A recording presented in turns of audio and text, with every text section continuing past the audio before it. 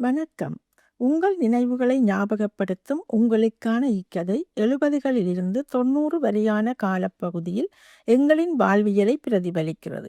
மனித நேயத்தையும் உயிர்மை நேயத்தையும் சொல்கிறது. உங்கள் மறக்காத நினைவுகளை மீட்டித்தரும் என்பது நிச்சயமே. இக்காணொளி பிடித்திருந்தால் சப்ஸ்கிரைப் அண்ட் லைக் செய்து மறக்காமல் கீழே உள்ள பெல் பட்டனை கிளிக் செய்து இணைந்திடுங்கள். வாருங்கள், கதை கேட்போம். வசந்தமாய் வந்தாய். பகுதி 1.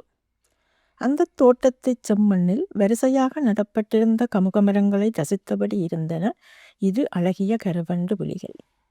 தலையை உயர்த்தி அண்ணாந்து பார்த்தபடி தனது மஞ்சள் நிறத்தைச் சிறிய பிஞ்சு பாதங்களை பதித்து மெல்ல நடந்து திரிந்தாள் ஒரு 5 வயதுடைய சிறுமி. அவள் பெயர் நானு. அந்த கமுக மரங்கள் காற்றுடன் கதை பேசி மகிழ்ந்து மென் பச்சையும் மஞ்சளுமாக பூத்து குலுங்குவதை பார்க்க பார்க்க